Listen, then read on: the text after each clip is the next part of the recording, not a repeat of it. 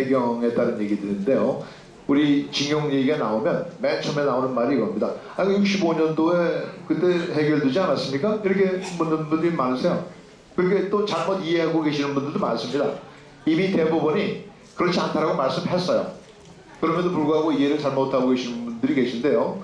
바로 이 사실을 그 당시 배경을 잘 알고 계시는 우리 존경하는 이부영 의장님, 의장님께서 아주 여러분들한테 속 시원하게 배경을 설명해 주실 겁니다. 박수 부탁드립니다.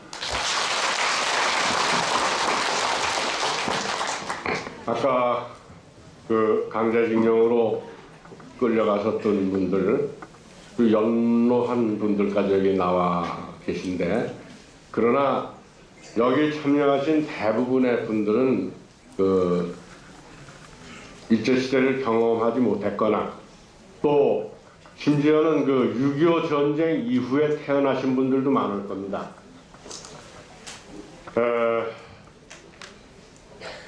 미국이 일본을 그 패배시킨 다음에 미군정을 실시했죠. 그런데 그러는 동안에 이 한반도, 조선반도에서는 남북이 분단이 되고 1950년에 한국 전쟁이 일어났죠. 그러라고 우리 정부, 새로 세워진 정부도 그렇고 북쪽의 정부도 그렇고 일본이 잘못했으니까 일본으로부터 배상을 받아야 돼 같은 이제 이런 생각도 못했어요. 일본하고 국교 수립도 못했습니다. 그런데 이 미국 입장에서는 동아시아에 미국이 세력을 그대로 넓혀가거나 이러기 위해서는 한국도 공산화되지 말아야 되는데 중국 대륙이 장개석군하고 모택동군이 싸우다가 장개석이 패배해서 대만으로 쫓겨가 버리고 중국 대륙 전체가 공산화되지 않았어요? 그거 다 아시잖아요? 한국도 잘못하다 또 공산화될지도 모르는 이런 속에서 여기를 지키려면은 빨리 일본을 독립을 시켜서 그때까지 미군정하에 있었던 일본을 독립을 시켜서 강화조약을 맺어야 됐어요. 그것이 1952년에 맺어진 샌프란시스코 강화조약입니다. 동아시아에서 공산주의를 막는다는 그 이유로 일본에게 마치 유럽에서 미국이 독일에 대해서 책임을 묻는 것처럼 가혹하게 일본에게 책임을 묻지 않고 슬렁슬렁 넘어가 버렸어요. 어떻게 보면 일본은 한국이 분단당하고 전쟁 참화에 시달리는 동안에 일본은 미국과 강화조약을 맺으면서 한국 전쟁 때문에 떼돈을 벌었어요. 그런 말 다 들으셨죠? 한국 전쟁 때문에 일본은 오히려 돈방석에 앉았다. 이렇게 정리를 할 수 있습니다. 그런데 미국 입장에서는 샌프란시스코 조약을 정리해 가면서 일본에 우호적으로 하다 보니까 예를 들면 독도 문제 같은 것도 원래 한국 영토로 돼야 될 거 아니에요? 우리가 일본에게 식민지가 됐기 때문에 독도가 그렇게 돼버린 거 아니에요? 근데 그것도 그냥 누구 소유도 아닌 걸로 해놔버렸어요. 그렇게 되니까 독도의 영유권 같은 것도 부정확하게 그냥 내버려 놔두고 또 한국과는 국교 정상화를 해야 된다, 시작해야 된다 이러면서 한국에 대한 일본의 책임을 분명히 정리해 주질 않았어요. 오히려 일본 쪽에 유리하게 샌프란시스코 조약에다 만들어 놨다는 말이에요. 이렇게 되니까 이제 그때 이후로 이승만 정부가 한국 휴전이 언제 됐어요? 1953년, 54년 그때 됐죠. 그 이후에 한일 국교 정상화를 위한 한일 회담이 시작됐습니다. 그런데 여러분들은 아마 오래된 시절이어서 이승만 대통령 시대를 잘 기억을 못 하시는 분들이 많을 거예요. 이승만 대통령 굉장히 복잡한 분이에요. 한국전쟁을 했으니까 북한에 대해서는 적대적인 정책을 해야 될 거 아니에요? 그런데 일본이 우리를 식민지에 지배를 하면서 수많은 징병징용, 위안부 이런 걸 끌고 가고 우리의 쌀, 뭐 광산물 이런 걸 다 수탈해 갔잖아요. 그 우리 국민들 속에는 아직도 반일 감정이 굉장히 깊게 남아 있었잖아요. 그러니까 한쪽으로는 미국이 번해서 한일 협상 회담을 하면서도 일본에 대해서 굉장히 강경책을 썼어요. 그게 뭐예요? 이승만 라인이라는 거 있잖아요. 그런 걸 통해서 독도를 우리가 치료적 지배를 한다고 가서 경찰을 거기 주둔시켜 놓고 이래가지고 독도를 차지했어요. 그러니까 국민들이 어떻게 됐어요? 박수 쳤을 거 아니에요. 실제로는 엉망진창 부정부패를 일삼고 독재를 일삼았는데도 불구하고 그렇게 북에 대해서도 반공정책, 일본에 대해서도 반일정책 이런 걸 하면서 자기 정권을 공고히 하는데 이용을 한 겁니다. 그렇게 되니까 미국이 한일 간의 국교 정상화를 하라고 하면서도 한국 안에 엄존하고 있는 반일 감정 때문에 이승만 대통령을 이렇게 강력하게 일본과 협상 타결을 하지 않도록 그냥 내버려 놔뒀어요.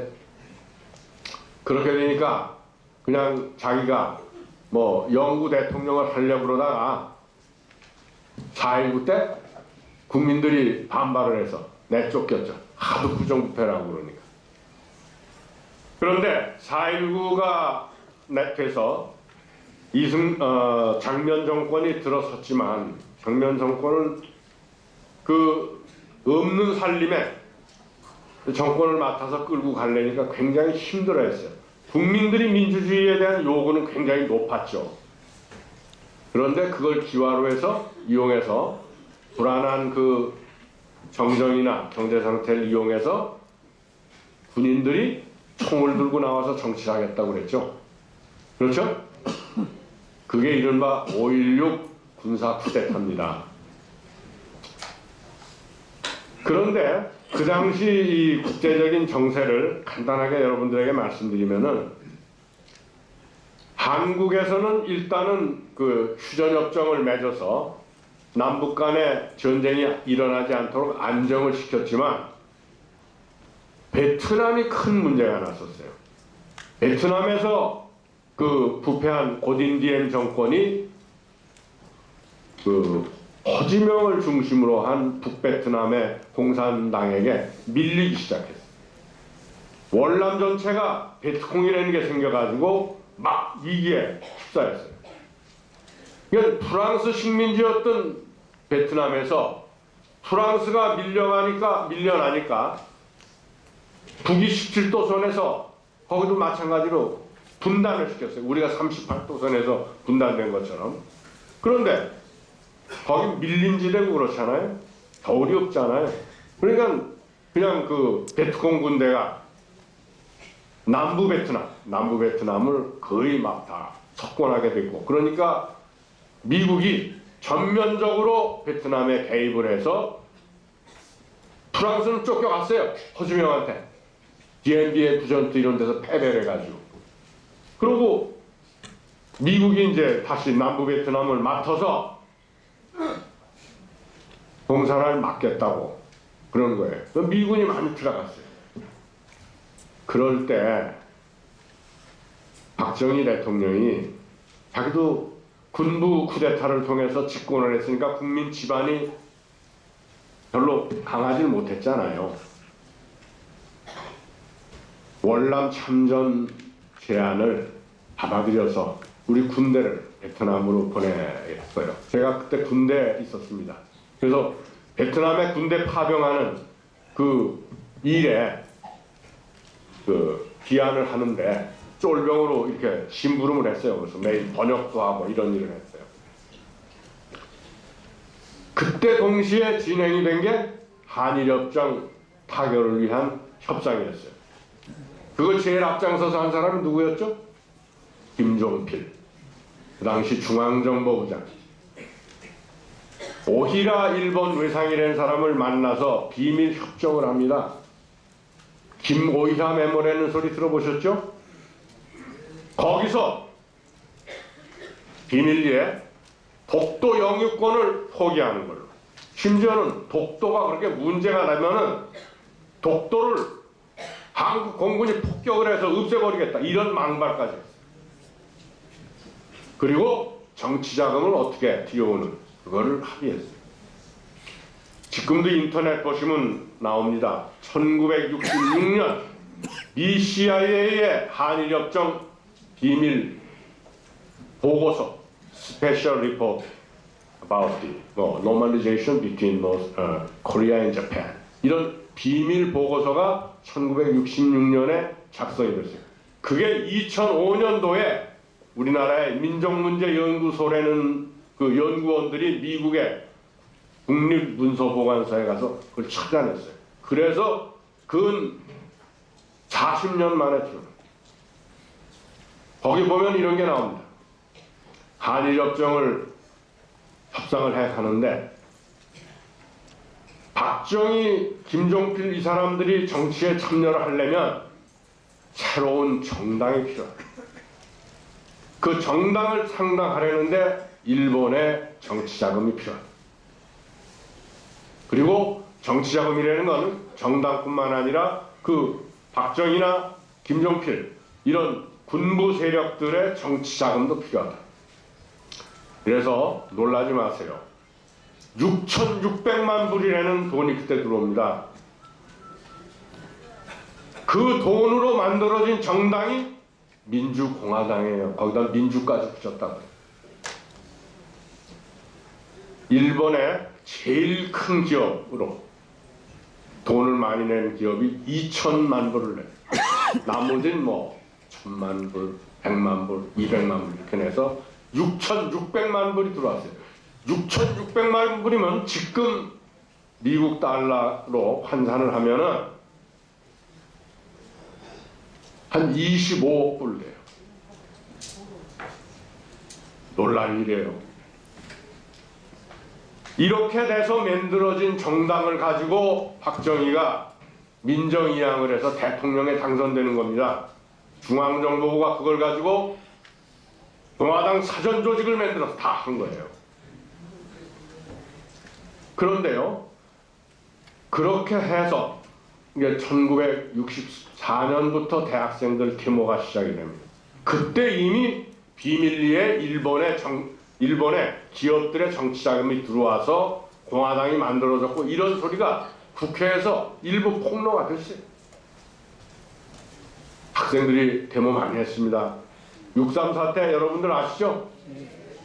그때 많이들 고생했어요. 제 친구들이랑 막. 그런데 결국 65년도에 한일협정이 타결됩니다. 그리고 65년도에 동시에 베트남에 우리 군대들이 가요. 그리고 일본에 외자 도입이 되죠. 새로운 재벌들이 나타나기 시작합니다. 그 재벌들과 군부 정치인들이 연결이 돼서 어떻게 보면 지금까지 그 뿌리가 계속되고 있는 겁니다. 그 정치와 일본의 그 정치자금 내지 일본의 세지마 류조 같은 그 관동군 왕초 오다마 같은 이 정보기관 책임자 이런 사람들이 박정희와 이 김종필과 연결돼서 만들었던 흑막 이런 건 제가 얘기하려면 오늘 밤새도록 얘기해도 제 머릿속에 다 들어있어요. 끝이 없어요. 다만 제가 말씀드리려는 거는 오늘 벌어지고 있는 그 뒤끝입니다. 여러분들이 우리 밥 스위트나 마이클 최 변호사 같은 이런 분들, 좋은 분들 통해서 그 배상금 받으려고 재판하고 있잖아요. 일본 기업들로부터 그 돈을 받아내려고 그러는 거 아닙니까? 독일이나 이런 나라도 다 해결됐잖아요. 여기서 왜 안 되고 있는지 아세요? 우리나라의 16급 로펌이라는 법률회사들이 김앤장, 태평양 이런 사람들이 일본 대기업들을 변호하고 있어요. 맞습니다.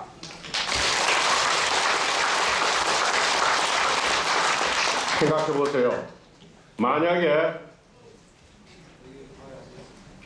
유태인들이 그렇게 몇백만이 죽었잖아요. 그런 사람들 배상금을 받아내려고 하는데 유태인 변호사가 독일 기업을 변호한다고 생각해 보세요.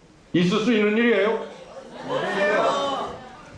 여기서 수백만이 끌려가서 징병 살고 위안부 되고 우리 강토를 다 짓밟고 뺏어간 그놈들, 그 기업들을 위해서 우리 최고의 인류 변호사들이 옹호한다고 생각해 보세요.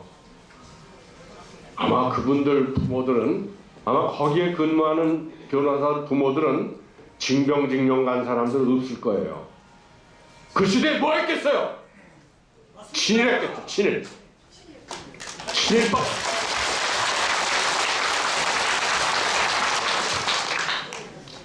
이런 것이 지금 우리 안에 문제가 아직도 도사리고 있는 겁니다.